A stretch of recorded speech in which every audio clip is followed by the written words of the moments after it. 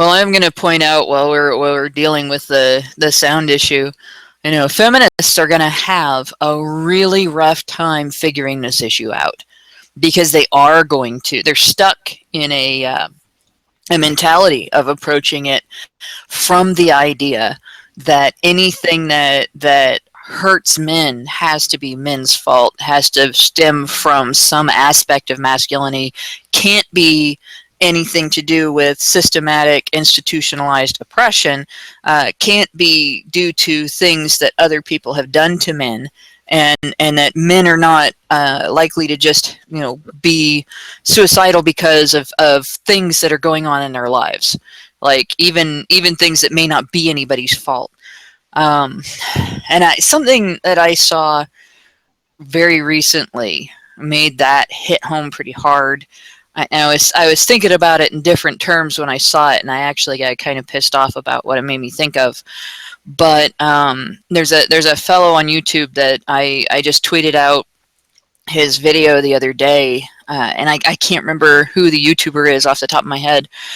But he's a guy who he's a professional, and he was making like $80,000 to $100,000 a year, and he was stricken with a disabling condition, and he lost his job, he lost his ability to work, and he didn't make the connection immediately that he can't live like he's living on $80,000 to $100,000 a year, and he's in financial trouble.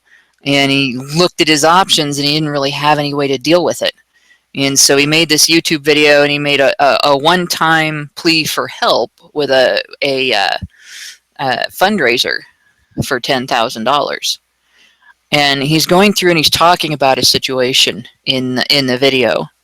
And his situation has reduced him to tears as he's describing it and everything. And I'm watching him describe it, you can tell he's really, really uncomfortable saying something that is a complaint. He's uncomfortable expressing, this happened to me and it's bad and it's causing me pain and suffering, just having to express that. And that's just his uncomfortable feeling. Beyond that, he's mortified at having to ask people for help. And you can see it in the angle of his face. You can see it in the way he looks at the camera. You can hear it in his voice. And he apologized multiple times for asking for, Hillary Clinton, or not Hillary Clinton, but Anita Sarkeesian got 15 times what he's asking for, for whining that people said mean things to her on the internet. And this poor guy felt like he had to apologize for asking for help in a desperate situation that isn't his fault. Not entirely anyway. Most of it is due to a situation beyond his control.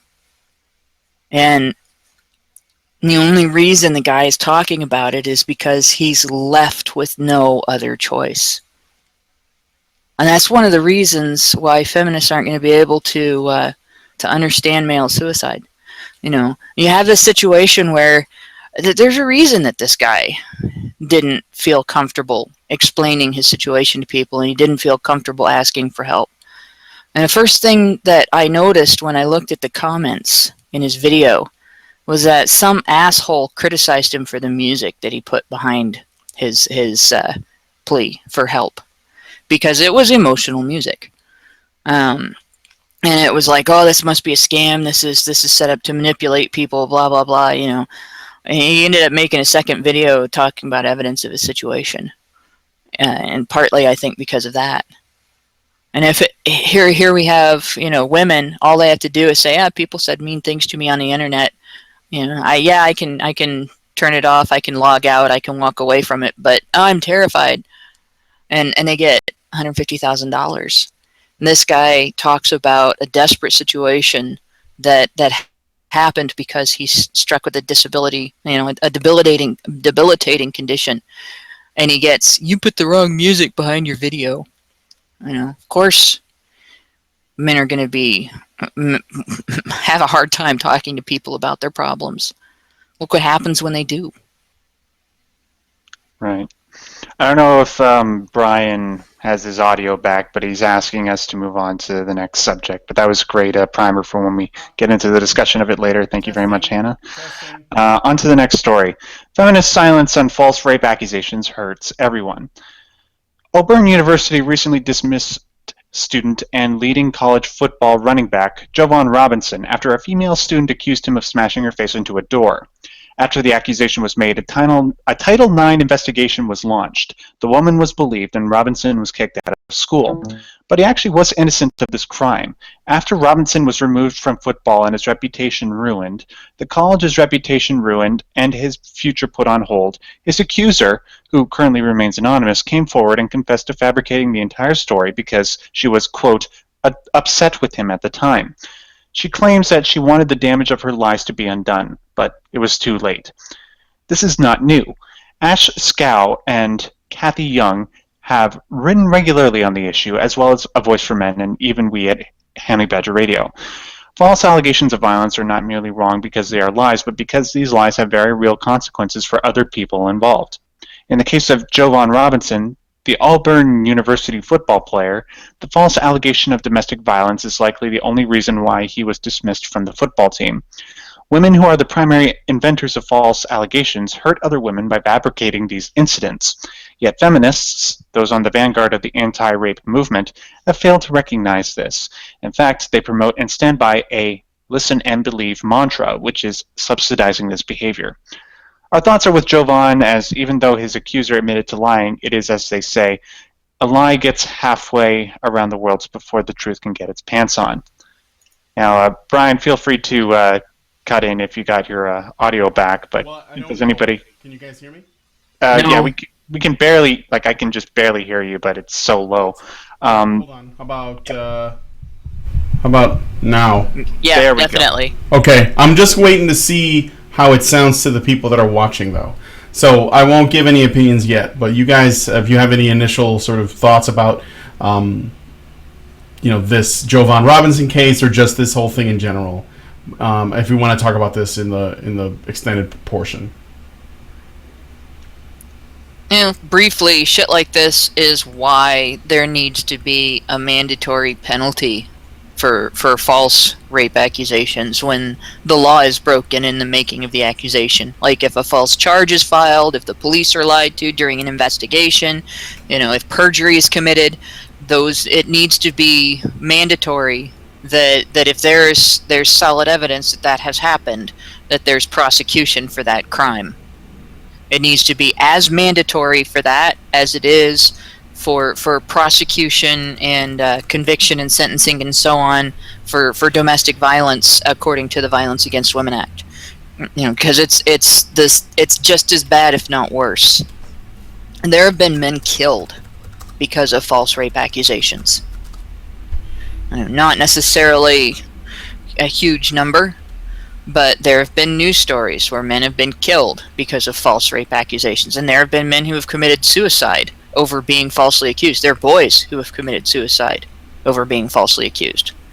So that's my take on it. It needs to become as much a mandatorily prosecuted crime as domestic violence is. Mm-hmm. Okay. I guess I've been told I sound better, but I'm not going to talk. I'm going to go ahead and let Scott do the next story in line, which I believe is your mustache is oppressive and shows your privilege. Oh my. Your mustache. Yeah. So fall is around the corner, and that means Pinktober. Breast Cancer Awareness Month is at... Oh God, I am so bad at reading today. That's all right. So fall is around the corner, and that means Pinktober. Breast Cancer Awareness Month is just fucking... What is wrong with me? Is as well, unfortunately, the multi-million-dollar industry that is breast cancer awareness will only last that month. And then we have to make room for Movember. Wait, is that right? November? Movember. Yeah, Movember. Okay. God, I'm an idiot. Which is a month dedicated to men's health, as though they don't already have the whole sky in every day of the year, every other day of the year.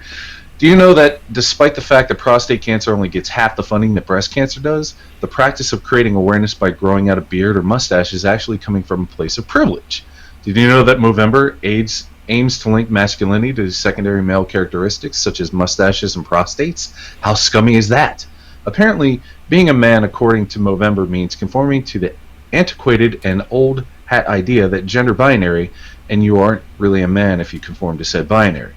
And apparently, since black men are more likely to get prostate cancer than white men, so white men who participate are just flaunting their privilege. And cis men, since they don't commonly involve themselves with Movember, exclude marginalized trans Oh, men? it's trans men. That's my fault. Trans men by their very existence. On top of that, Movember is sexist towards women because maybe women want to also grow excessive body hair, but they can't because it's shameful to have hairy legs and pits as a woman.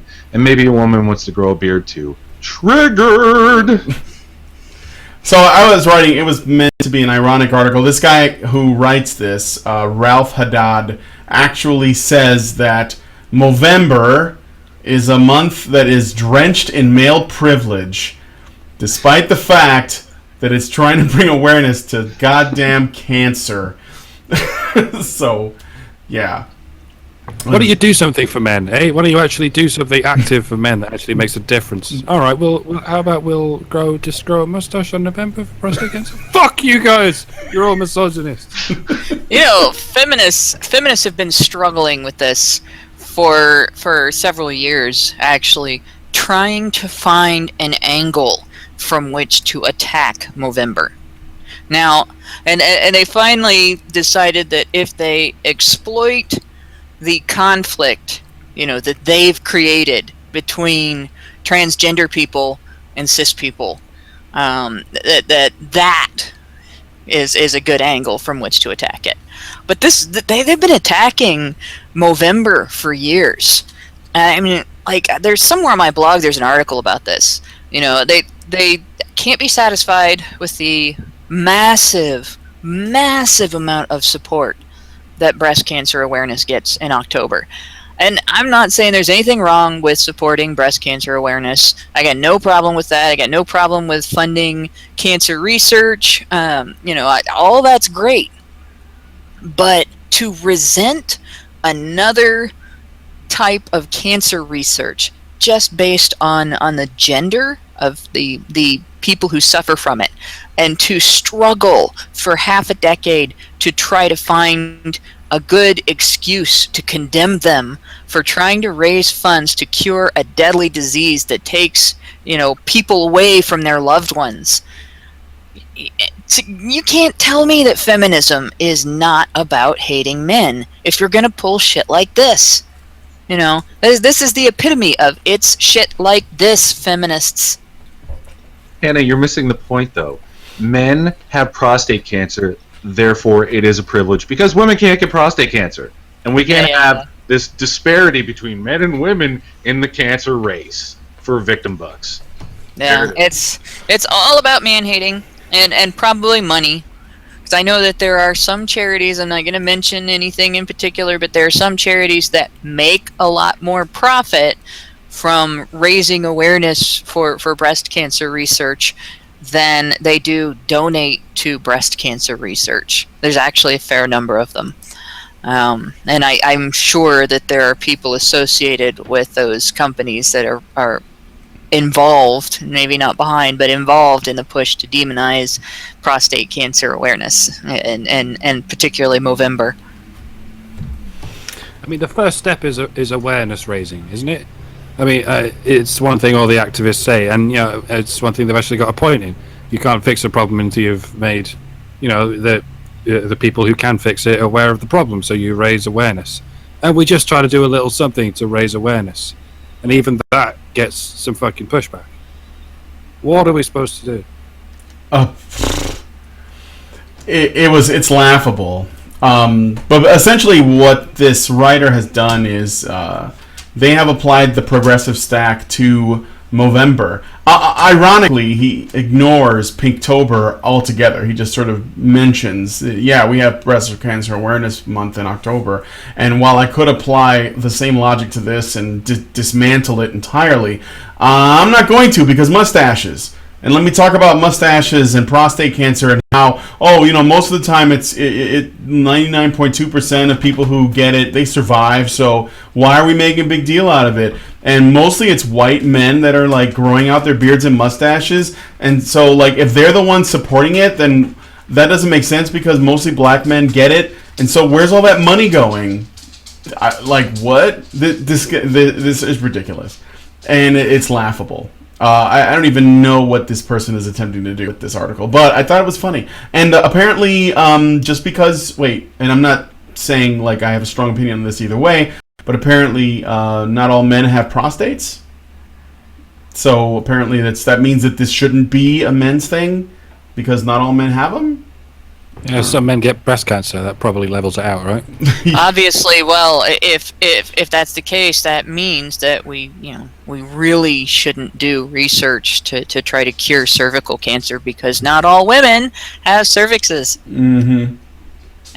If we're gonna go with gendered cancers can't receive attention because of transgenderism, then that takes care of uterine cancer, ovarian cancer, cervical cancer. We really want to start going there because there's more that we can do with that feminists I think really wouldn't like. Yeah. All right, so let me go on to the last story. And yeah, some feminists probably would think I can grow out my mustache now and support Movember if I wanted to. All right, so this just in. Tickling is now part of rape culture. Apparently, tickling an unwilling tickle partner when you are a cishet male and you are tickling a woman specifically is a problematic practice that teaches men that no does not always mean no. I am not kidding about this article. This is real. Fortunately, this was written on Everyday Feminism, and of course, because it's all about trying to find... it's everyday feminism. You got to find something new to put in every day. The National Review found this article and had this to say on the matter. Quote, "There are plenty of things in society that give men the idea that they don't need to respect women's boundaries, and it is absolutely something that we should be taking seriously. But do you know what makes it hard for people to do that? Garbage like this. It's a lot harder to talk to people about what it's like to be a woman in a man's world when we have people out there writing stuff about how men don't respect women because they were allowed to tickle as children, when any little brother could say that his older sister got away with doing the same thing to him." End quote. Now, while I don't agree with this article and what this guy had to say, I think that he's making a relatively clear point. And when I say I don't agree, I mean with this whole man's world, women are victims to men in a general sense. But we do have to sort of understand that this is the general attitude that most people have by default. At the very least, the National Review was able to say, okay, you guys are way, way too far. Does anybody have any thoughts on this? I have some thoughts, okay. if I may be so bold.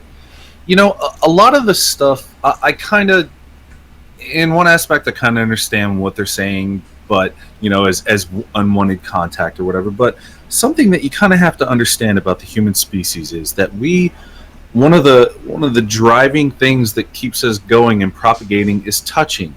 We're social creatures. We touch each other. We need contact. It's something that's born into us, through our upbringing, through mothering. We want to touch each other. We want to have contact. We want to feel, that connection to one another. So to this, when I see stuff like this, it feels like this just feels kind of clickbaity and empty-headed to me. It's it ignores a lot of our biology and our kind of our biological mandates as a species, as an animal. We crave contact. It's maybe somebody touches you inappropriately and they're trying to equate it to that. I kind of get that aspect of it, but come the fuck on already. This is the kind of shit that makes me fucking intolerant and hate feminism. When they have to dissect everything into a sexually explicit, unwarranted act. It's it just can't be oh, hey, tickle, it's funny, it's just we're physically bantering essentially. They have to take it to a place that's it's gross, it's distorted, it's disgusting. But I mean, in the eyes of feminism, you know, from everything that I've ever seen, for the most part, you know, that kind of thing is seen as disgusting. Sexual contact is disgusting. Any kind of penetration is rape. You know, touching is rape, looking is rape, words are rape, online violence is rape, everything is rape. You know, it's just pump the fucking brakes. It's like, seriously, just pump the fucking brakes already, people. You don't I have to imagine that the people coming out and saying these kind of things and writing these kind of articles are seriously dysfunctional people that have had really fucked up upbringings, and they're trying to equate their bad experience or something that they saw or experienced as being the norm across the board. And sadly, we have this problem where in a society that values sensationalism and this kind of overblown rhetoric, people like that get heard, and you know, rational voices in discourse often get drowned out by nonsense like this, because this is flashy. It gets page hits. It generates money. It helps advertisers. It's just like, fucking come on, just God, it's the epitome of entitlement, isn't it? fucking hell, seriously. This kind of shit just drives me nuts. It's insane. It is literally insane. And I got an odd perspective on this because I'm an odd individual. I've got very oversensitive nerves, and so I'm not ticklish. I have a different reaction. It's physically painful if you tickle me. But I know that people don't mean any harm when they try to do it, because tickling is something, like you said, it's a bonding thing between people, and they do bond with it. So my experience is, though, if somebody starts to tickle me and I say, hey, don't do that, they stop. It's so easy, isn't it? Please don't do that. Okay. All I have to do is say no, and it stops. And you know, and if somebody's like, you know, being real ornery about it, and you know, like, oh no, I'm gonna get you, and then I say no, you know, seriously, when you do that, it hurts. Then they stop. You know, and so if I don't get it across the first time, because my response to it still is to laugh. You jab at me like you're gonna tickle me, I will laugh, but I will say stop. And of course, you know, the other person's thinking, oh, they're being tickled and they're giggling and saying stop, let's keep going. You know, well, if I say no, seriously, stop, that hurts, that's it. You know, people don't want to go beyond that. It's that easy. You say stop. And the thing about it isn't that tickling is a violation of boundaries. It isn't that breaks down your boundaries.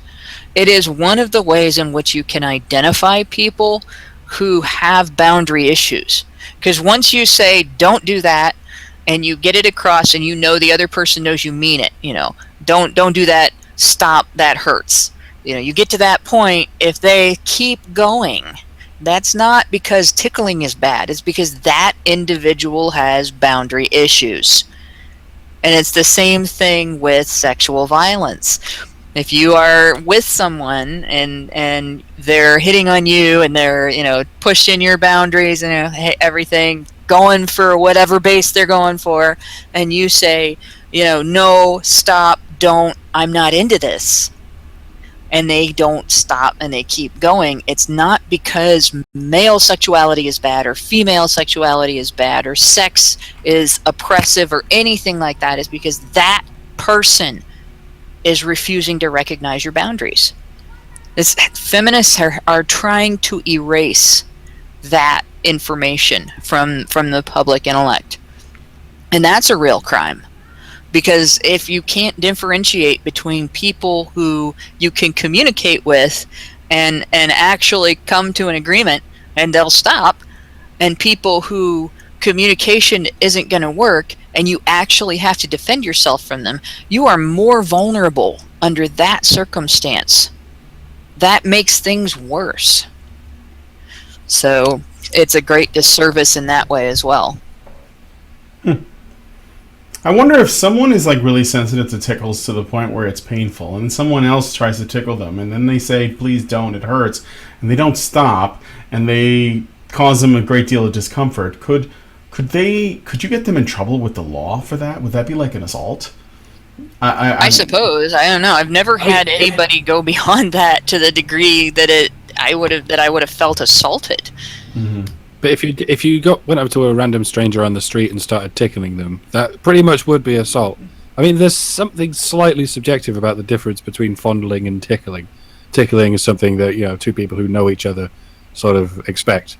If you do it to a stranger, it's just sort of prodding a stranger. Yeah, that's weird. Yeah. Actually, you probably that's probably some kind of crime, right? It's got to be. It'd be assault and battery because you've touched them and you've assaulted them, but you've actually battered them by touching. So, not to be a overly complicated prick, but yeah. Anyway. Yeah, it's probably assault whether it hurts or not. I mean, especially if it's a stranger. But if I'd tickle my nephew or something, that's I don't think that's assault, but. No, it's child porn, Brian. That's it is. Yes. In the eyes of feminists, it is. If you guys if your brains went there, then you may have feminism on the brain. Yeah, so you know what the funny thing is though? I'll bet there is somebody that would actually legitimately try and make that argument. It's like when you're talking about I hate to say it this way because it's so derogatory, but when you're talking about the feminist brain, it's like they always take things to the most crazy, absolute in their logical conclusion that is just like the most outrageous fucking thing possible. It's just like tickling is rape or child porn or whatever. It's like whoa, calm down there, lady. It's just like oh no, it's not, but yeah. So. And what was Tickle Me Elmo all about? What was that training kids to do? Or was that just training the cishet Muppets? Yes, that's what it was. Yes, tickle people abusively. I don't know. It's essentially like a body pillow, but for little kids to teach them to tickle. I don't know. All right, so these are the short versions. So let's go back through and see if there's anybody that wants to talk about the long versions. Before we do, there's something two things I need to address.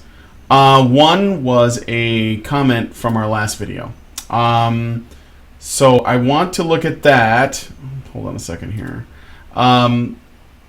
Last week we did a show about the Brock Turner case. Now, technically, the show wasn't about Brock Turner's case itself. It was actually what I wanted to talk about was the response from people who thought that he got out of prison too early and they wanted to engage in mob justice. They were really angry, and part of it has to do with the way the media spun the story so that would affect these people emotionally. And one of our regular listeners named Jax L wrote some things, and I want to read her comments and then we will try to address them because I don't want to ignore them. I certainly don't, because I like her, and I think I think she's female. I apologize, Jax, if you're not. Because she watches regularly and she has a lot of she makes really great comments in the comment section during the streams. So she writes, "What purpose do MRAs have for leaving out the incriminating details regarding the Brock Turner case? Brock ran away from the two bikers, the witnesses, when they found him. The victim was unconscious, not just drunk, and didn't regain consciousness until after she arrived at the hospital. The feminists have a rape culture / male privilege agenda to push, so I understand why they would blow this out of proportion, but I don't understand why MRAs would lie about this." And now there was a discussion that went on for a little while that shows how Janice Fiamengo, in her version, which I believe she made a video, but the video that she made was it came out before the conviction, before they decided whether or not he was guilty and what his sentencing was. So she was just talking about the evidence that she had available, and I recommended it because I know that she does good research if people wanted to get more details about the case. And another comment that Jax made is because she wrote twice, and it did go on for a bit, so I'm not really sure the timing on these comments, but I thought we could just at least talk about them in the abstract here. Another comment she made on the last show was, "I came back for the poll," because I think I had a poll about whether or not the mob justice stuff was justified. "It's at 50-50 right now. I just got done reading the AVFM article, and I watched the Janice Fiamengo video when it came out. Neither of them mentioned the two witnesses or the fact that Brock ran away. She was naked and unconscious, and Brock ran away when the two bikers found him. Those are some pretty damning details. It's dishonest to neglect to mention them. I don't think Brock deserves 14 years in prison, but I definitely think his punishment was lenient. It bothers me that the people are using this as an example of white male privilege rather than perhaps rich privilege. It's obvious that he got off easy because of his wealth. That's how the justice system works, unfortunately. So I would, like, again, I never really shared a really strong opinion on whether or not his sentence was justified, because the thing I wanted to talk about regarding his case was specifically the mob reaction to the fact that he got out and a sentence. Well, he was released in a way that essentially the general public and the media did not find fair. So, and I don't know whether it is fair or not, because I'm not the judge and I wasn't there. And so I didn't want to talk about that, not because I don't have an opinion on it. I mean, I just don't know all of the variables. So I was just basically looking at more so the response from the mob. But if I do recall, when I read the articles, we definitely did mention the fact that she was unconscious and he was not unconscious when they were found together. But we also mentioned that she was 3 times over the legal limit to drive in terms of her alcohol levels, and he was 2 times. So she was far more smashed, but he was probably pretty fucking smashed. And this isn't necessarily to give him a pass, but it might explain why he was conscious and she was not. Plus, we know that women can't handle their liquor on average, in general, as well as men, so she is more likely to be unconscious in that situation. But Hannah, you have your name in, so if you want to, I want to point out some things. Like, first of all, nobody has lied about this article and this situation. We've all stated opinions on it, and it's all based on the available evidence. The available evidence versus the media portrayal are 2 different things. The media portrayal and media discussion of this starts at the approach of the 2 witnesses. And so the media talks about this as if the girl was always passed out, the guy was always, sober, and he took advantage of her being passed out and then ran away because he was guilty. And they're attributing a motive to his running away that they don't know is true. Meanwhile, the discussion on A Voice for Men regarding this, I don't think it's wrong to dissect this woman's victim statement. And that's basically what A Voice for Men did. This is not a matter of trying to turn a confirmed, factually accurate rape story into a false accusation. This is a matter of questioning the validity of a story and looking at, with skepticism, at a narrative that is being presented by the mainstream press and feminists. And the accuser in this story, who I'm hesitant to just call victim, partly because of the same flaws. I see the same flaws in her impact statement that August saw. And I know that there are people that really like to hate on A Voice for Men for being blunt and hitting things with a sledgehammer that y'all feel like needs to be, chipped away at very carefully. But the fact is, this is not a black and white situation. This is very much like Steubenville, where there was a group of teenagers partying and drinking, and alcohol consumption throughout the night took them from being sober through various stages of drunkenness and interaction with each other to that moment in the alley. That moment in the alley is not a standalone moment. And information that has come out about that case, he didn't drag her out to that alley. He didn't carry her out to that alley. She walked out there with him. They went out there to be alone. And that doesn't make it okay to take advantage of somebody after they're passed out if it's a deliberate act. But it does call into question the claim that this guy had this predatory attitude and dragged this girl out to the alley to rape her. You know, and this is a he said she said situation. So treating it like being skeptical is rape apology, it makes you more like a feminist than anything. You know, being skeptical. I don't I'll know. let you know when it kicks in. What on the fuck is on this regular. shit now? All right. I am trying to. I don't know why it's not I think showing. we're back. Yeah. We're back. No, I think we Yeah. are too. All right. Woohoo! Hey, everybody. Good lord, man. Oy vey. Seriously, what in the fuck, man? All right, I am really sorry, guys. I don't know what happened, but we're back up. So I apologize. Allison's gonna give me so much shit for this. I'm serious. I'm gonna get a lot of shit for this. Well, you know, these things happen. You know, sometimes they're out of your control. So.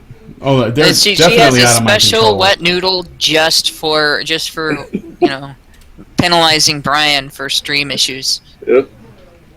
Spaghetti? Bitch. She has spaghetti? It's Wait, spaghetti. if you fuck up, she gives you spaghetti? Wait, this doesn't sound bad at all. I'm liking where this is going. The worst spaghetti bad beating thing. ever. Have spaghetti. Ham spaghetti. That's my least favorite spaghetti. Ham spaghetti. Oh, gross. Yeah, isn't that what you said? No, I said having spaghetti. Here, Brian, you messed up. Have spaghetti. All right. So now we're back. I didn't do shit. I don't know how this happened. You know what? Let's move on. Yeah, DDoS is what happened. So We'll just go with that. Hannah. I'm so sorry you were like talking about the Steubenville case. I think you need to say that shit again. Well, all right. So, what I was talking about was the response to the media narrative. You know, we need to remember that the media, and I'm not going to try to go through and say exactly the same thing I said before because I won't be able to remember the way I worded it. But we need to remember that the media is feminist. The media is not in any way, shape, or form neutral in cases like this. They're looking to promote a narrative. And you have cases like this where, and both of these are Ohio kids, by the way. I grew up in Ohio, and I know Ohio's drunken teenage party culture, even though I really wasn't ever a part of it. I knew, I have friends that were and friends that went through things because of it and so on.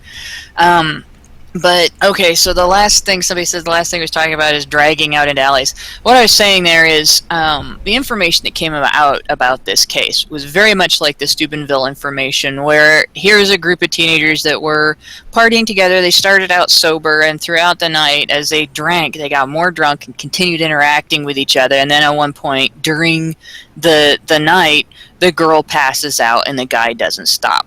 And that's what the court says makes him a racist or rapist. Here we're talking about a guy who is in the same degree of drunkenness, based on the symptoms of his degree of drunkenness as the girl. If you look up, it's like in Ohio, the amount of alcohol in your system that makes it illegal for you to drive is 0.08. So that would put him at 0.16 if he was double, and her at 0.24. And there are many websites you can look up, what the symptoms are of being that drunk, and it is not the least bit doubtworthy that he may have not noticed when she passed out. It is ridiculous to say this guy was totally alert and aware and should have known immediately when she passed out and just stopped. It is absolutely ridiculous to say this guy was responsible for the entire night, and nothing this girl did contributed. Yeah, when she was passed out, then what she did didn't contribute. But she went out to that dumpster. She went out to that alley. And she interacted with that guy all night. This was not a situation where a guy deliberately exploited somebody's drunkenness. It was a situation where two drunk people did something stupid. One of them passed out in the middle of it, and the other one was criminalized because of it. And, I'm going to say the same thing I said before about him running off. If you're in an alley with someone making out and getting busy, and yeah, like I said, she by that time had passed out, and that does make it wrong. But if somebody comes along and you're doing something private and they yell at you, "What are you guys doing over there?"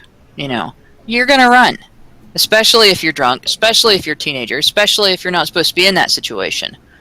And being skeptical about this situation, treating this as not a black and white situation, but a situation with nuance, a he said, she said situation, is not unreasonable, and it's not rape apology. And this is part of what makes me suspect that August Levenskold was on par, where he was spot on when he said that it's entirely possible that the reason the judge gave a short sentence is that this wasn't a predatory situation, that this was kids doing something stupid. And by the way, he was the younger of the two, but this was kids doing something stupid. And while they both did something stupid, the girl being more stupid in this situation criminalized the guy's actions. And I would also add that no one thinks that what happened with Brock is a good idea, or we're not. I'm not defending that action. I think, like Hannah said, I think it was just really dumb behavior. Whether there's something malicious going on, I don't think that we can know. But I will say this, even though Brock only served 3 months for good behavior, his sentence is not over. And there are many women who commit these same kinds of acts that get the same kind of sentencing, particularly teachers and older, women that fool around with younger boys. And we don't generally get as outraged at that. So, there's something else to think about, is that this is a case where this man got the same average sentence that a female sexual assault, a person who committed sexual assault as a woman would have gotten. So, Hannah, you want to say one more thing? Well, actually, now I got to say two more things, because one of them is, no, we did not leave out details. We discussed the details. We just simply did not limit it to the details that the press emphasized. That's the first thing I want to say. The second thing is, there's a lot of people criticizing this guy for running off. Once again, he was very drunk. And once again, if you look up the symptoms online, if you look up the symptoms of being at 1.6 on the blood alcohol level scale, if you look at that, you will find bad decision making is one of the symptoms. We will find confusion as one of the symptoms. People actually do. Some people pass out at that level. Believe it or not, people pass out at that level. So the idea that at 1.6, we mentioned the witnesses, because we even mentioned that the guy, they may have startled the guy. So once again, we didn't leave out details. We simply didn't limit ourselves to what the media emphasized. But and we mentioned that he ran, because I talked about this the last time. We mentioned that he ran from the witnesses. And hell, I explained that. And I talked about that. And this is getting ridiculous. Because we're being accused of something we didn't do at this point. And this is a false accusation. And I'm sitting here looking at the chat. You left out the witnesses. You left out that he ran from the witnesses. You left out that she was passed out. No, we mentioned all of those things. And again, being drunk, people make stupid decisions when they're drunk. People drive when they're drunk, even though they shouldn't. People get into fights when they're drunk, even though they shouldn't. People dance like dumbasses when they're drunk, even though they shouldn't. and people run away when in a situation where if they were sober they might not. So yeah, it's really bullshit to evaluate the behavior of a person who is drunk from the standpoint of assuming what they would have done if they were sober. Well, yeah, I mean, like, Jax, just take another listen to the stream if you want. We encourage you to do that, and if you say that you have, like, the court papers, you can email them to us at topic@badgerpod. Ultimately, though, like, and I'm not to be dismissive, I just want to move on.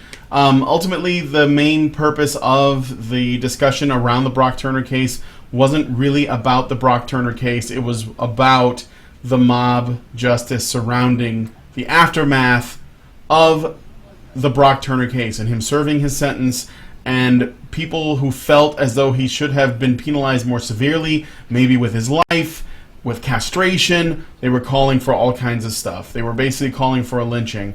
And maybe they wouldn't have gone through with it. Maybe it was just words to get him to leave their community. You know, it was their way of getting rid of him or whatever. I don't know. But the point is, this is the danger. And when we looking at today's case, where we talked about the false accusation, it wasn't a rape accusation, but it was an accusation of physical assault that the woman committed against Jovan Robinson, the woman, by the way, who is anonymous, has ruined his life. And then even though she came out afterwards and said, look, I didn't want you guys to, like, kick him out of school and, like, kick him off the football team and everything. I was just mad at him and whatever.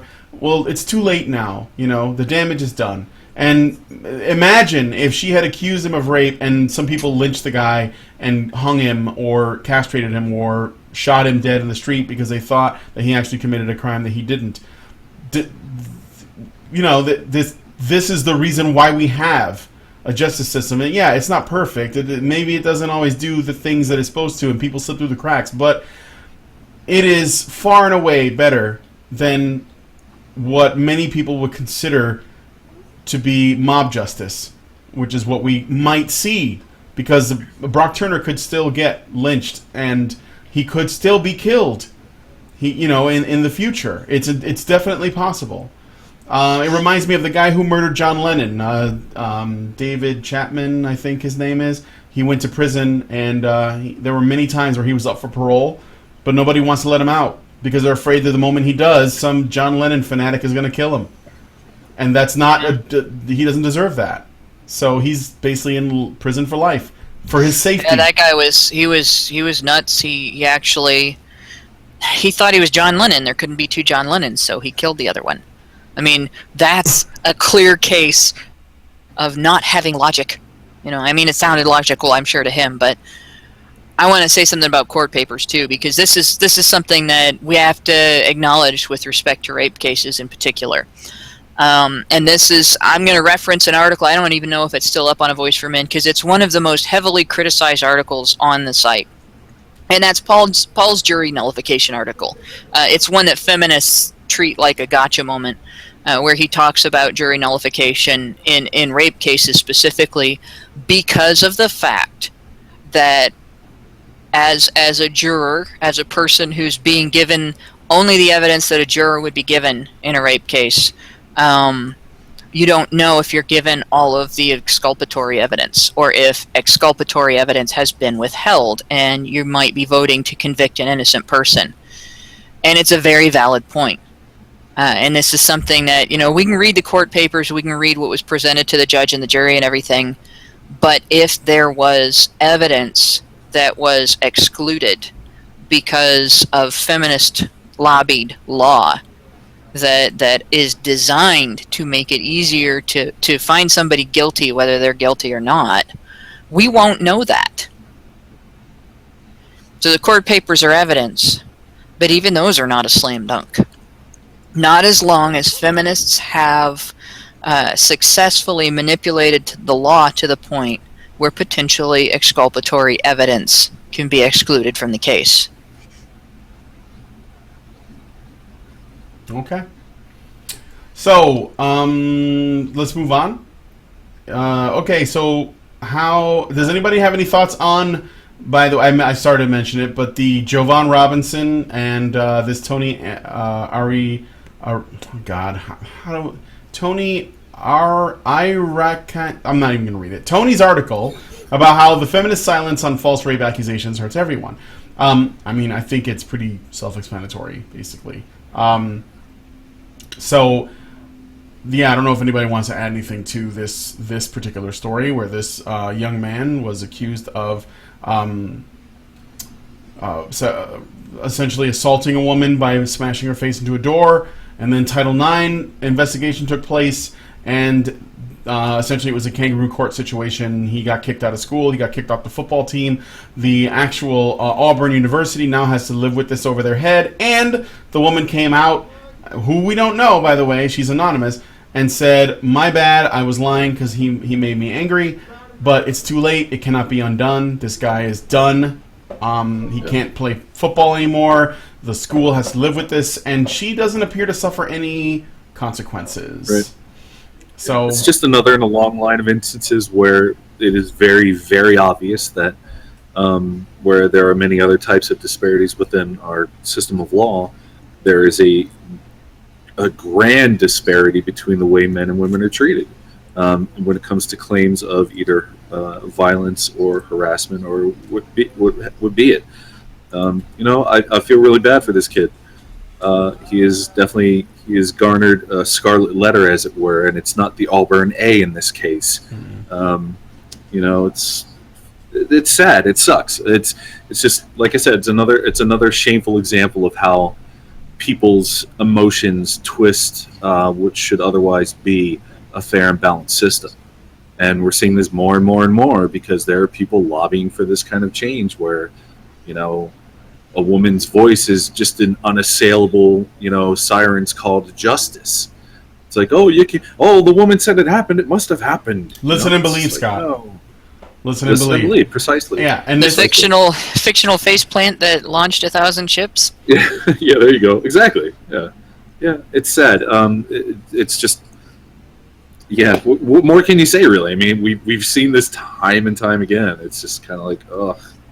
Well, I think Hannah was making a good point, and that's something that I wanted to say. Feminists don't appear to have an interest in trying to address the issues of false accusations of rape or assault on the parts of women against men. They don't appear to have an interest in tackling that at all because it breaks their narrative. It goes against the listen and believe thing. If you can't do both of those things at once, so they're going to ignore these cases, and they're going to say, like Lacey Green, I believe, said that it only happens in 2% of cases that you get false accusations. So it's I know the origin of that. You shouldn't ignore that. Yeah. So the origin of that is Susan Brown Miller said it, and she was quoting a police officer or a police chief who did not actually have a statistical basis for that. It was a statement of opinion on his part, but feminists quote that as if it is a statistically verified fact. Mm-hmm.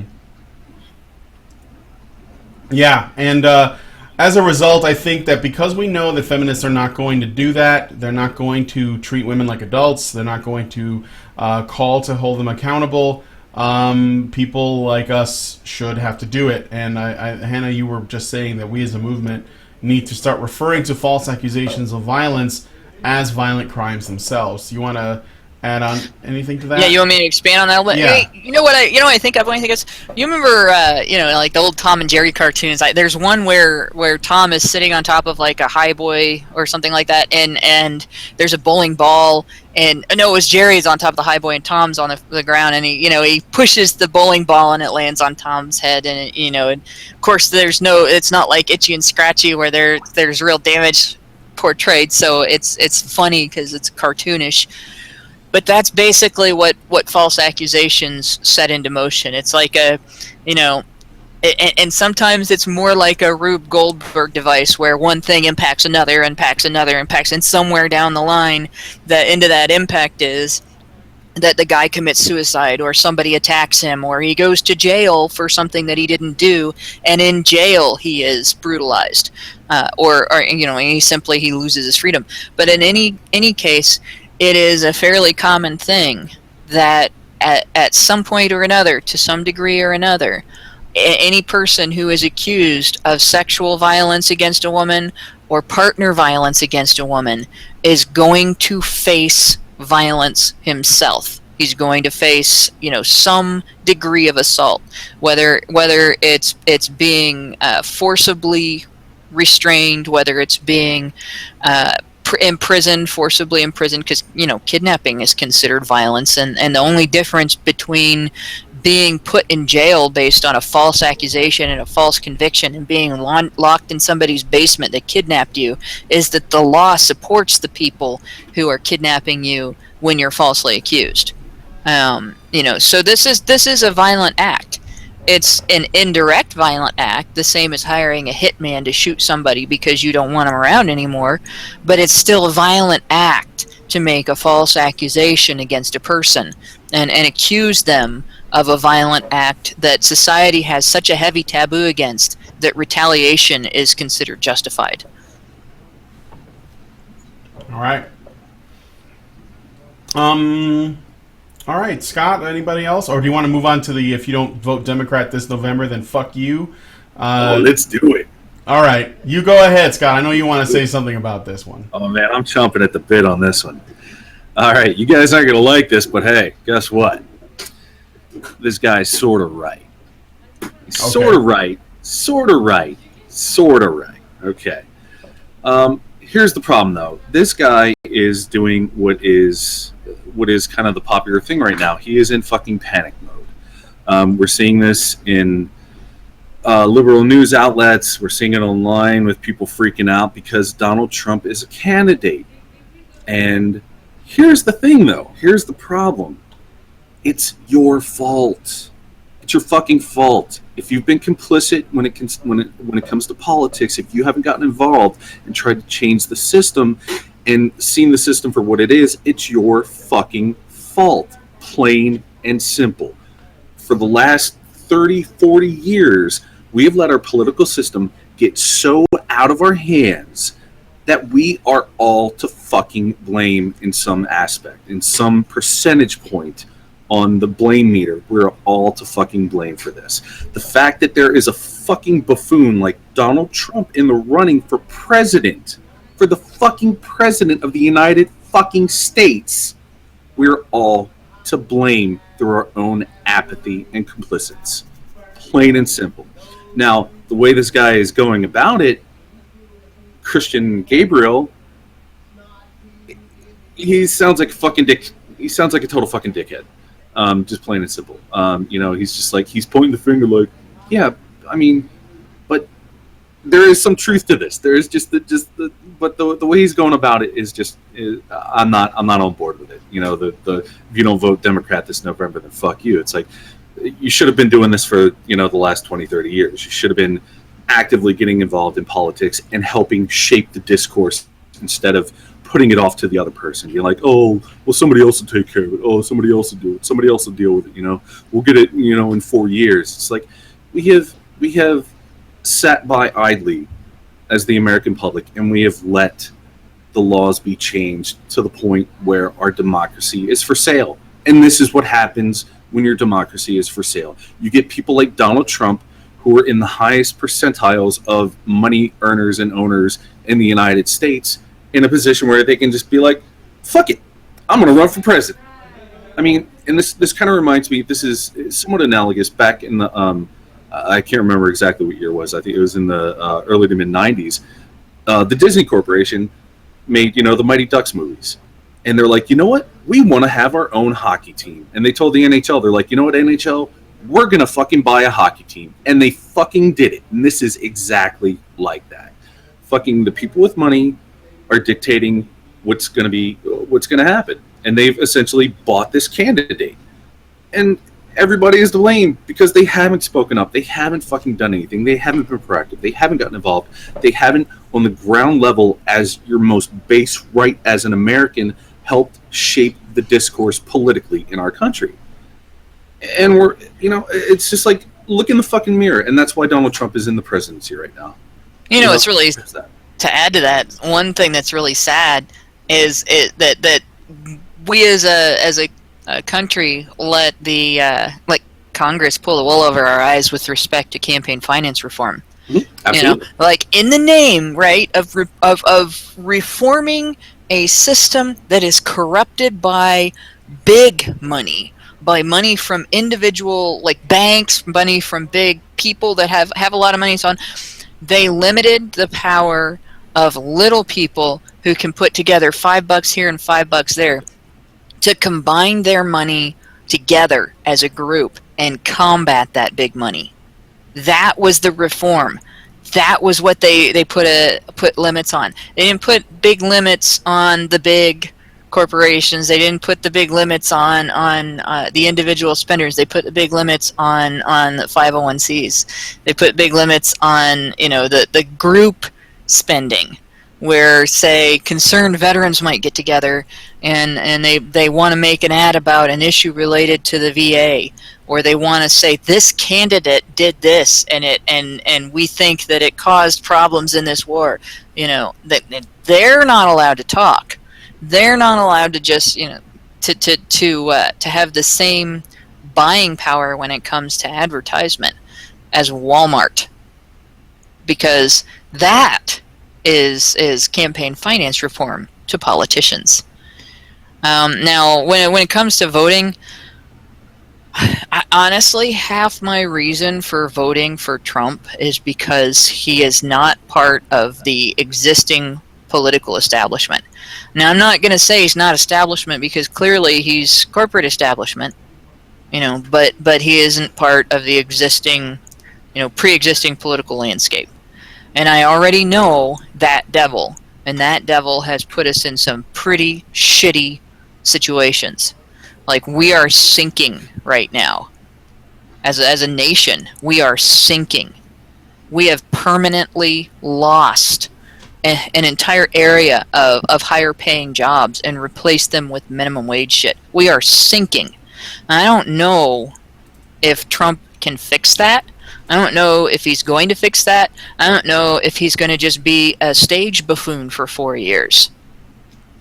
But, even having a stage buffoon for 4 years is better than having people in office that are actively, deliberately sinking us, that are pushing to put limits on our freedom of speech so we cannot criticize them, that are pushing to take ownership of the internet and then hand it over to foreigners, basically to prevent us from criticizing foreign policy, that are pushing to make it harder for the little guy to own property and to make it easier for bigger corporations to take it away.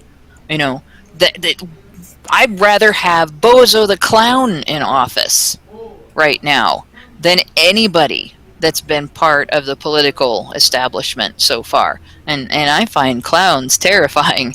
So, unless they're made deliberately to look terrifying, then they're funny. But yeah, that's my take on it. So, and it's not that I don't agree with anything that Trump has said or anything like that. I'm not saying, he's just a clown and I'm voting for him to, it's there are good reasons also to vote for Trump. But and there are things that if Hillary could be believed would be good reasons to vote for her too, but I don't trust her because she lies like a rug. Like the way to tell Hillary Clinton is lying is when she opens her mouth, or if she puts something into writing, or if she looks at you. It's why vote for that?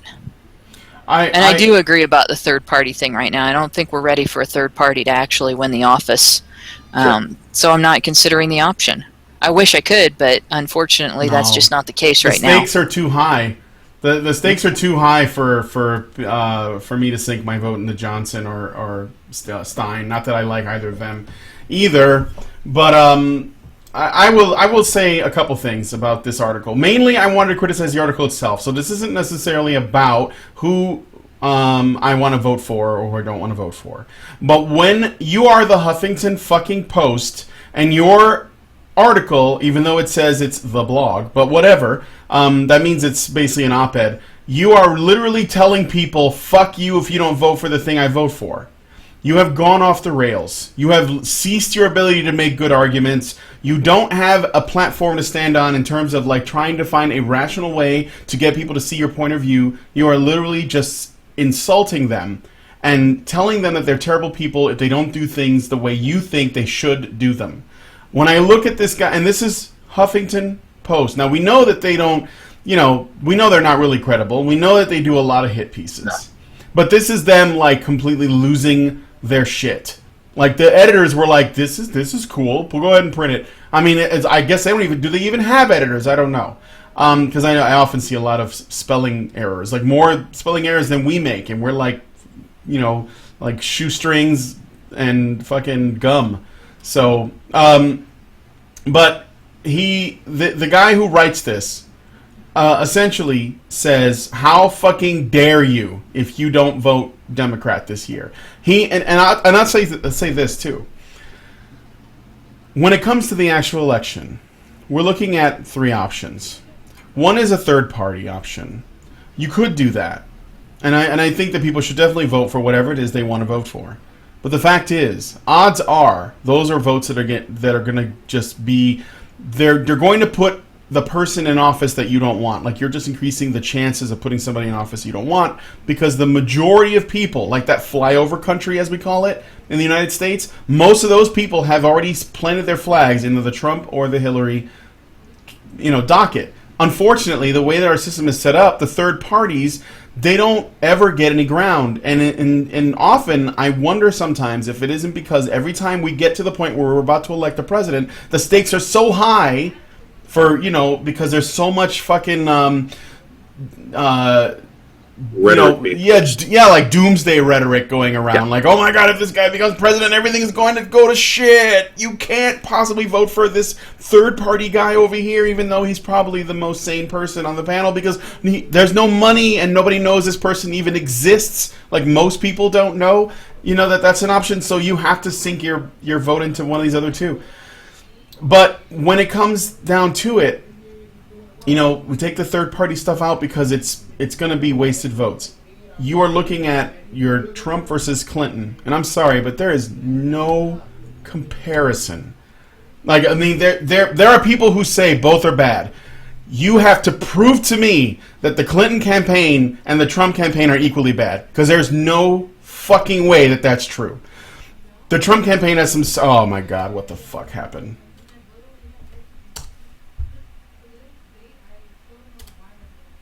Funny. It seems like the minute we start talking about something controversial on this show, I know. Is there a conspiracy? We get taken out. You guys, I'm back. Almost, it's the weirdest thing. The timing is just. It's weird. It's enough to make you like want to put on your goddamn tinfoil hat. I know who murdered JFK. I know the secret of the JFK murder. We have a Supreme Doge. No, I'm back. Okay, I don't know. Brian doesn't seem to be back. No, I'm right here. Can you guys hear me? I can fill some space with one statement, and hopefully he'll be back like really quick, because it's basically going to be short, and it.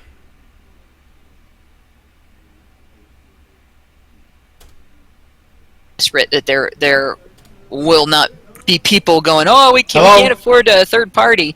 Oh, hey, Brian. But there will be a time if we get somebody in that is not establishment, or at least not current political establishment, and they don't fuck everything up to the point, like if Trump doesn't get in there and fuck everything up to the point where he gets like impeached or something in his first year, it may be that in the next election, because we had somebody in there that half the people thought the country was just going to go to shit because of him, and it didn't happen.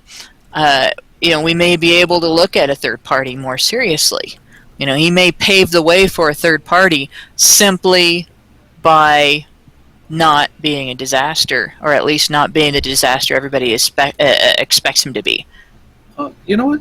I would agree with you to a point on that, Hannah. But I think honestly, if we're ever going to see a viable third party, we're going to need to see something like. I guess the way I envision it is, it's like we see change when things get really fucked up and there's no other option, or something happens where somebody is such an amazing, like, a talent or whatever you want to call it, that it's like you almost can't ignore them, I guess. So like in my mind, The presidential election has turned into a cult of personality, basically. And until somebody let's just posit a strange scenario here for a second. The only way I really think there being a third party viability in an actual election is to put somebody like, just picking a name out of thin air, like a George Clooney. If George Clooney ran as a third party presidential candidate, I think that would make it viable, because this has turned into such a, like I said, a cult of personality situation that you need something like that, even if he's not qualified. And granted, this is just a rhetorical situation here. Even if he's not qualified, he is so noted, he is so well liked and so well regarded in media, which is basically, politics is all about media, that you have to have that kind of presence, that kind of personality to shake things up. Because, Jill Stein, with all her goofy foibles and this, that, and the other, she says some decent stuff, but then she says some really stupid stuff. But the fact of the matter is, nobody knows who the fuck Jill Stein is. That's just it. Jill Stein and the Johnson. No, there just aren't enough people who know who they are. So you have to consider that even if they have good ideas, you have to consider that majority of people who vote, they don't know that is even an option. There might even be other people that are there that, when you go and you're going to be like, holy shit, there's like 4 other names here. Like, who knows, right? And you'll be like, I don't know anything of this. All I know are these 2 people. Right. So, and you look at Clinton and you look at Trump. These are 2 cult of personalities. Everybody knows Clinton because she's been around for fucking decades, and same with Trump. It's like they might not be great candidates, but people know who they are. And so you have to introduce somebody like a Clooney or somebody like that has huge name recognition into the mix, so that there can be a paradigm shift, so that there can be people, because we're so fucking addicted to media. That's the only way you get through to people, because arguments like Jill Stein, her arguments aren't getting through. Yeah. They're not being heard. Well, that's just it. I will say this. First off, George Clooney's a fucking tool. I would never vote for him for anything.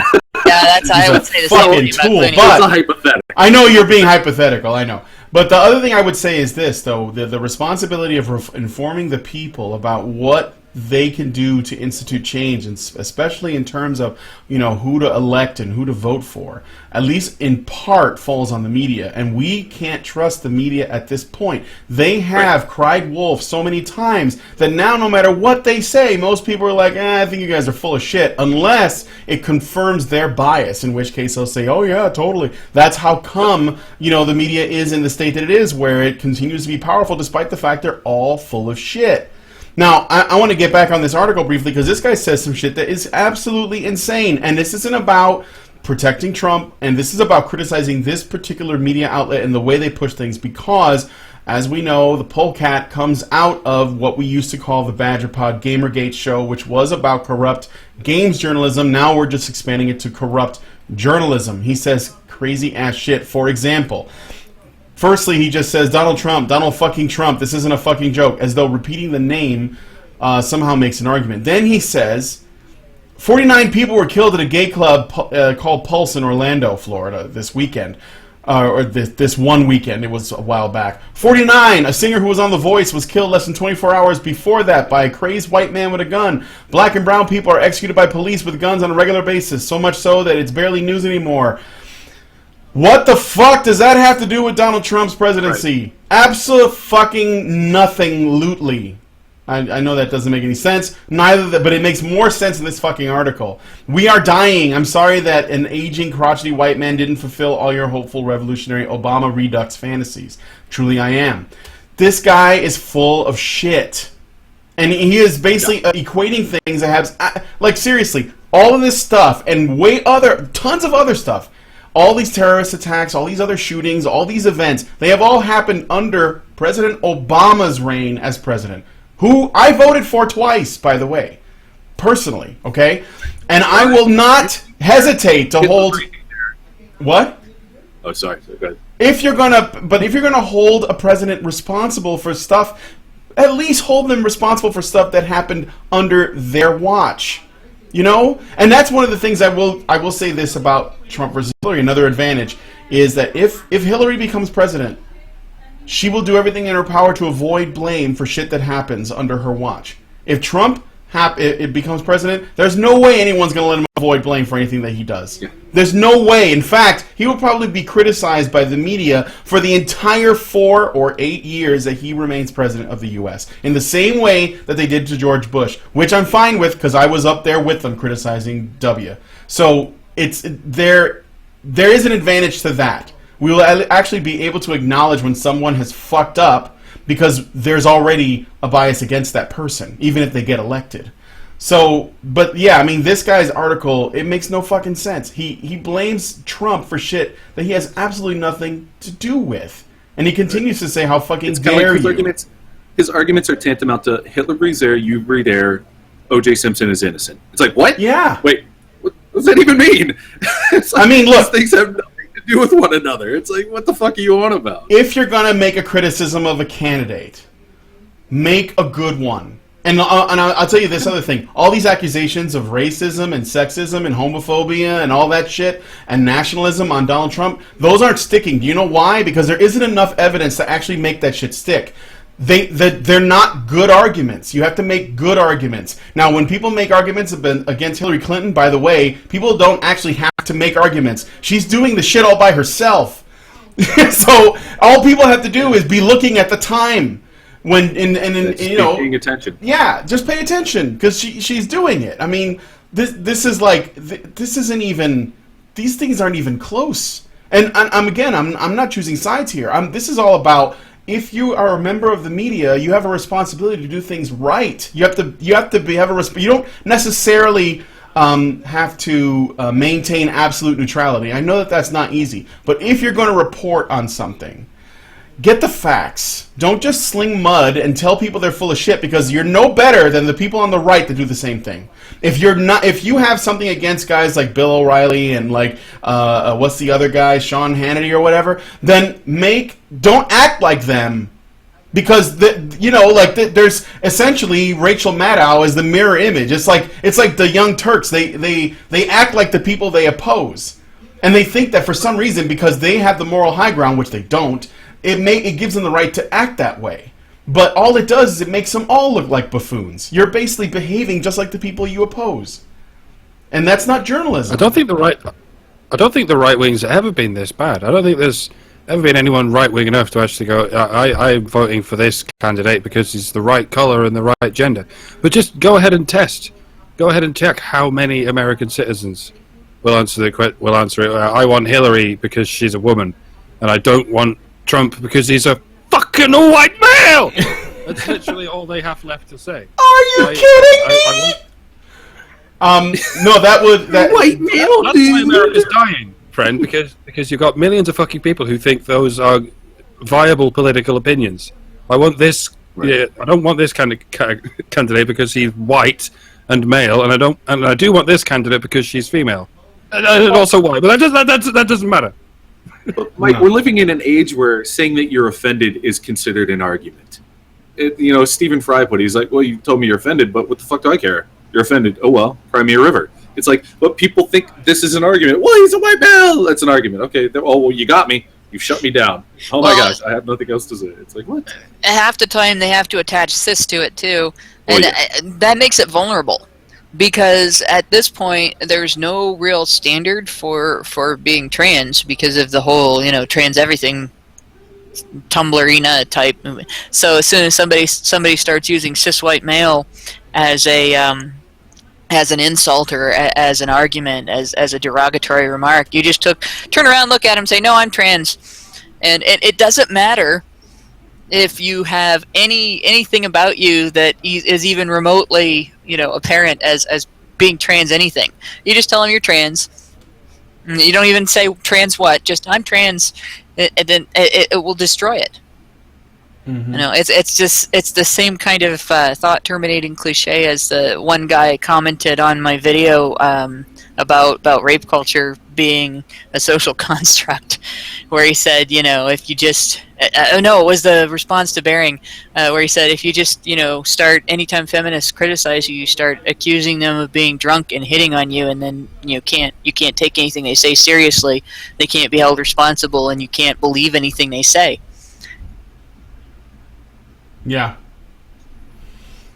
Well, I got not much else to add. This Christian Gabriel comes across in his article as extremely angry and racist, because essentially his argument is Trump shouldn't win because he's a white man, and white men are the devil.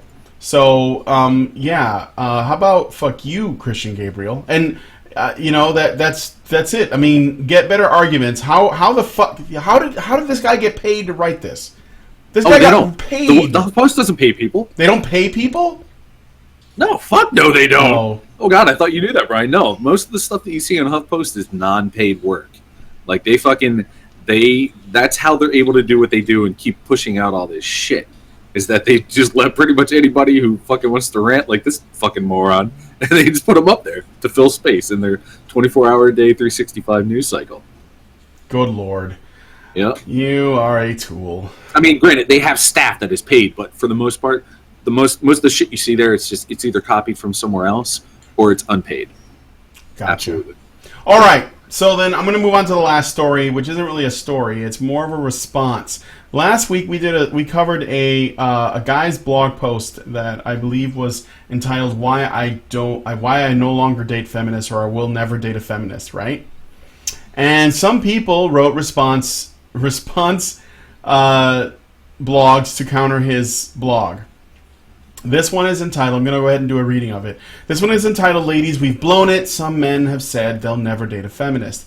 Here's a photo of a woman with a tear in her eye because she is so sad. Is it a male tier? No, it's a female tear, apparently. Damn. Oh no, feminists. Oh dear feminists. We have finally gone too far. We have really and truly fucked it this time.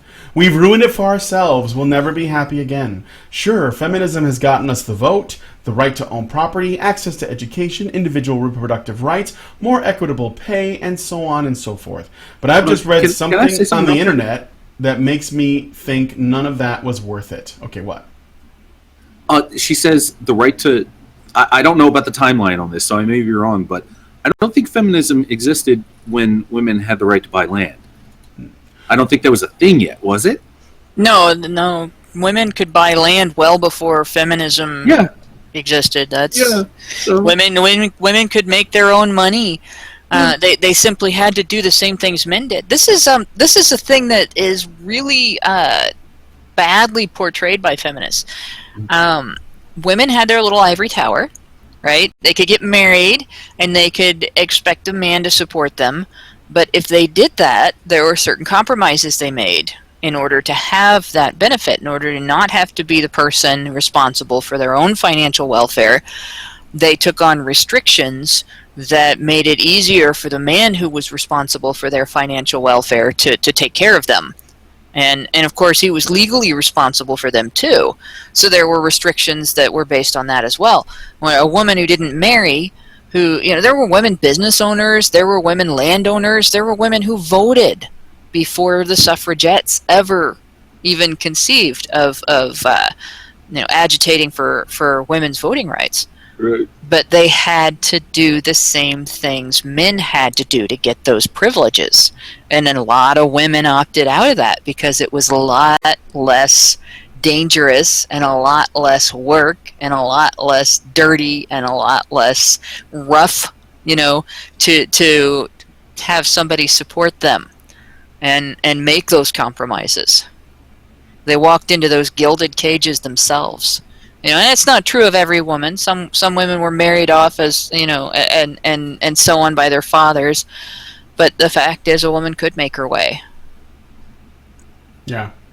Thank you, Hannah, for that. I was hoping you would capture chime in. Okay, so a journalist from Missouri named David Hahn has written an article called "Why I'll Never Date a Feminist." Yep, read it and weep. And we read it last week, so... At first I was hoping it was some kind of sick joke, perhaps a prank pulled by The Onion or Clickhole. Perhaps it was a friend of mine who had mocked up something to get under my skin, because I know exactly what will hurt me the most. But no, I'm afraid it's very real, and he's not the only one. I'll give you a minute to go and find a handkerchief to sop up the trail of wet tears that have no doubt begun to spill over the edges of your eyes down onto your cheeks. Reading something so incredibly tragic and shocking and frankly terrifying, it can cause a physical reaction. Don't be ashamed. Mr. Hahn explains his reasons for not wanting to date feminists. He says that women of this generation hate men because they've been told that things like the wage gap, a culture of rape on college campuses, and the patriarchy exist. He disagrees that any of these things are real. It's like disbelieving in God. He says that he can no longer date across the political aisle, that people who are more loyal to their gender and not their significant other don't make good partners, that the romance will turn into a battle of the sexes, power struggle rather than a partnership. So from the article, we can establish that Mr. Hahn is someone who thinks that feminism equals hating men, that the wage gap is false, and that campus assault epidemics is a lie, and that women should not be loyal to other women. He also references a movement of other, no doubt, eligible bachelors who feel the same. On top of that, he is also extremely heteronormative, describing only heterosexual couples. For shame. Oh my god, the horror. Yeah. A heterosexual man talking about heterosexual relationships. What? Crazy talk. Imagine that. What a catch! Please make him the next bachelor at once. On second thought, please don't, simply because I don't want to have to apply for a television show and compete with the many other women who would be knocking down his door. I don't want the likes of him for myself. Feminists, please use this as a wake-up call. I implore you, before it's too late, before there are more and more Mr. Hans who will refuse to become romantically entangled with us. We must change and adjust our behavior, and we must do it at once, lest we lose this pool of eligible and thoughtful and wonderful men to link up with romantically. Here are a few tips to make sure you don't alienate men like this. 1. Stop having opinions. 2. Stop supporting other women. 3. Stop talking or caring about political issues. 4. Stop believing facts. 5. Stop caring. Stop caring about sexual assault. Yeah. Number 5, stop caring about sexual assault. 6, stop talking. Number 7, actually just stop being a woman or existing. Become an inanimate object. Okay, fuck them. Okay. Just saying. Yeah. Go on. Go on. If you follow these few simple rules, perhaps we can reverse the damage we have done. Perhaps it's not too late. Maybe if we improve ourselves, Mr. Hahn and his associates will come around. Maybe they'll come back to us. And we are desperate for them, obviously. How are we meant to go on without men like this? How are we meant to get up and go to work, knowing that these men who probably spend a lot of time on men's rights activist websites, don't want to date us? How are we meant to have self-worth without their approval? Feminists, please change. Please be quiet. Please stop caring before it's too late. Jesus fucking Christ. Well, she says, what can we do to stop this? Well, here's a start. Stop being a condescending cunt for one. That's a good place to start, because articles like this, I get it. It's it's sarcasm. It's it's supposed to be funny, but you know what this does? This fucking stops discussion. This shuts things down. And I know I want to make fun of this, but I'm kind of irritated by this, because this is the rule of the day. Shit like this is like, you could put this up on a HuffPost and people would be like, yeah, you know what, she's right. This, they would see this as being a real thing. This just stops discussion. This shuts down discussion. This puts even more barriers between people. So shut the fuck up and do something positive. God damn it, this shit's so fucking irritating. This article was written apparently in the comedy section of this website called SBS. Oh, was it? Yeah, okay, well, that's feminist comedy for you. Yeah. But you know what? It's so typical of feminists to respond to what this guy wrote by proving him right, by personifying him, and I would like to point out the hilarity of the stop believing facts thing. That by itself, that is comedy gold. Stop believing facts. If feminists don't like your facts, they don't believe them. If you can prove to feminists who claim that men can't be raped, if you can prove that there is sexual violence against men committed by women, they will come up with a reason to define it as not rape. And it's been done to the degree that they've persuaded government agencies to define it as not rape, so that the statistics on rape will make it look like it's predominantly a male behavior, predominantly committed against women, when it's not. This is feminism. Facts don't enter into their narrative at all. They only like anything remotely fact-like if it suits the victim narrative. And the bit about don't be women, that pisses me off. I think out of this entire article, the arrogance, the high and mighty, I am so valuable that I'm above you and you can't reject me because I'm rejecting you, na boo boo, all of that shit, that's laughable, in many ways, because what she's basically trying to do is place herself above something that she can't climb above. The acknowledgement that being feminist and having the attitude that she has makes her an undesirable person. But feminism is not women, and women are not feminism. There are more of us who are non-feminist than there are who are feminist. And those of us who are non-feminist are not going away. We are not going to shut the fuck up. We are not going to stop criticizing feminism. We are not going to stop voting against feminist candidates who are running for office. We are not going to be told that we have to vote for women because they're women. We are not going to be told that we have to support false narratives because somebody said it in the name of women. We are not going to be told that we have to accept a bunch of liars advocating in our name and shut up about it. We are not going to do that. We're not going away. So they can get used to us. So this idea of don't be a woman, constantly trying to associate the claim of femininity and feminism being the same thing, is bullshit. And I think more of us need to start standing up every time feminists conflate feminist and woman and say woman doesn't equal feminist and feminist doesn't equal woman. All right. I wanted... Yeah. Oh, Mike, go ahead, Mike. Yeah, no, you go. Well, yeah, to return to an earlier point, the first point she made, feminists always talk about the things feminism has done for women over the years, like the vote and whatnot. And when they talk about it in that context, they talk about feminism like it's an organization, like it's a growing company that has specific goals in various areas and achieves them, which is mysteriously disparate from the dictionary definition, which they will also point to. Is anything that results in equality of the sexes. And that's what they're talking about when they say, look at what feminism has done for women over the years. They are, even in that instance, defining feminism as anything that has helped women and nothing that has hurt them. The contraceptive pill was discovered by feminists. Indoor plumbing and electricity were invented by feminists. The welfare system was created by feminists. All those bad things that happened to women were not feminism.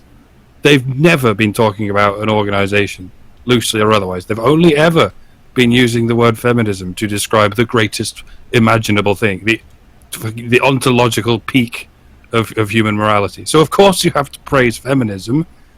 Everything it does is morally good by definition, at least as long as we're judging our society by how it treats women and not at all by how it treats men, which again is another definition of feminism. So it all gets very confusing, as it always does. Yes.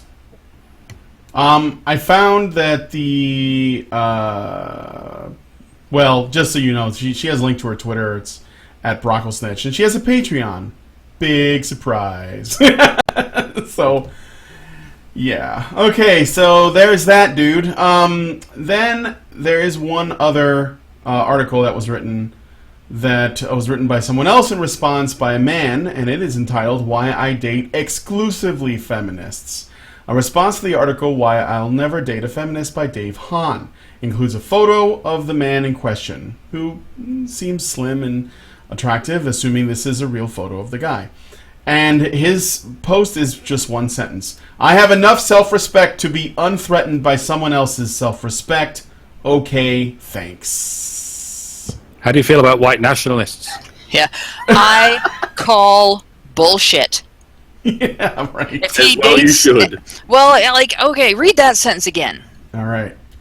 His sentence. "I have enough self-respect to be unthreatened by someone else's self-respect." I have enough self-respect to have never, ever in my entire life, from the day I was born until now, never identified as a feminist, never accepted the feminist victim narrative, never accepted feminist rhetoric as my own, and never identified with the movement in any way, shape, or form. In fact, I've been opposing it since I was 13. So for 30 years, I've been an anti-feminist. And I call bullshit, because if he says he dates exclusively feminists, then he has an aversion to women whose self-respect leads us, to abandon or reject out of hand that victim narrative, that crippling, handicapping victim narrative.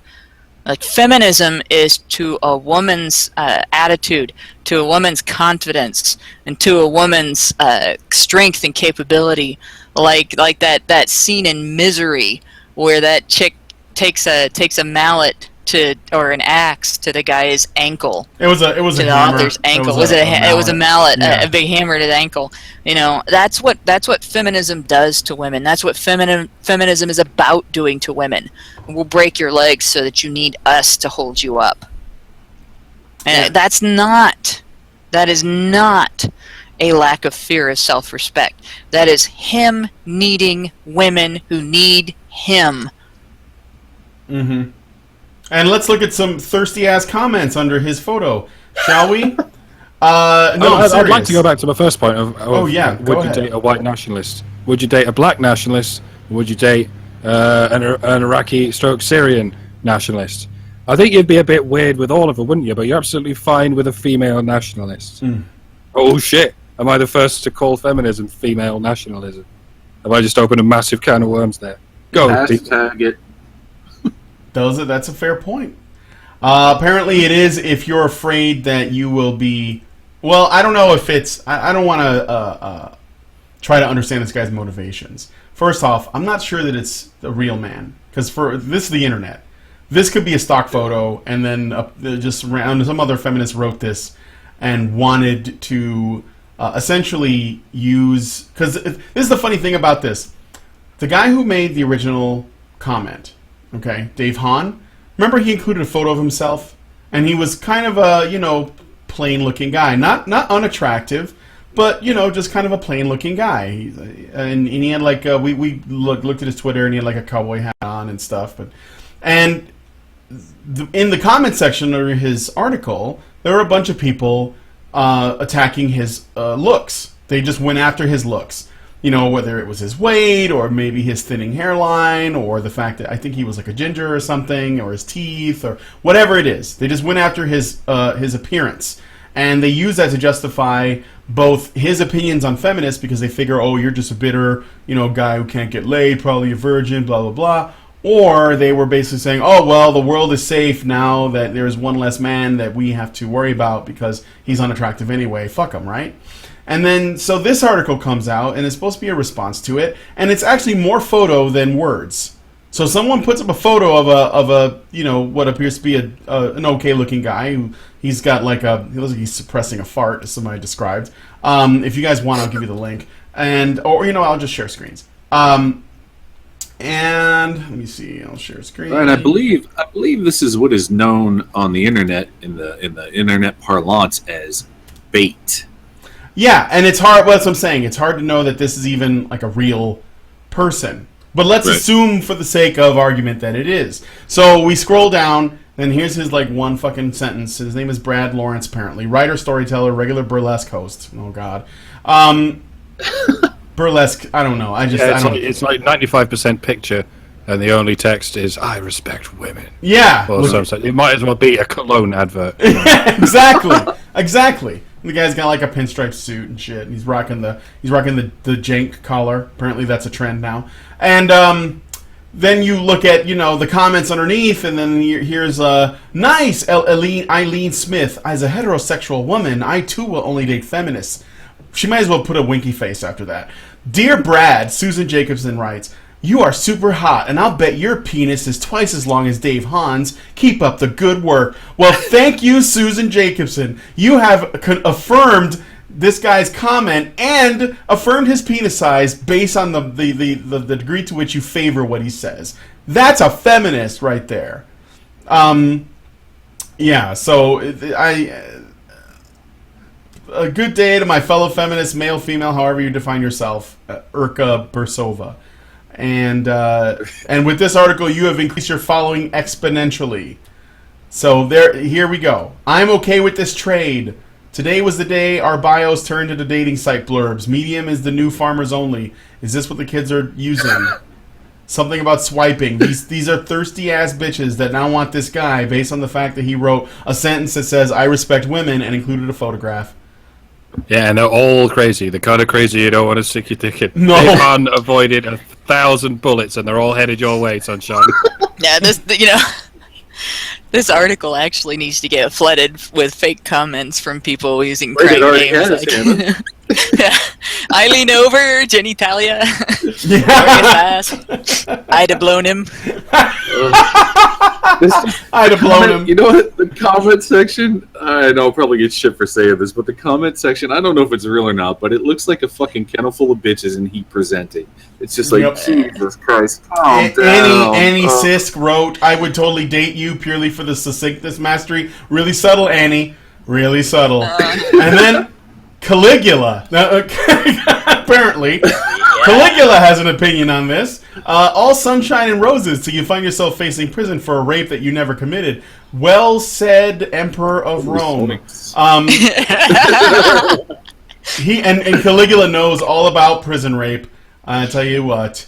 So yeah, this is. I just wanted to show the responses. Dave Hahn, you have your opinions. You're entitled to them. These people, I don't know what they're trying to do. I don't know if it's sour grapes or they're just mad that there are some people who don't like their religion. I don't get it. This is just it's funny. Like, this is the thing. Let's look at this from the. I know that we're a little bit over time, but since we had audio problems in the beginning, I'm gonna let this go a little bit long. While we're on the subject of religion, do you see? Because I don't, but maybe I just don't travel in those circles. Okay.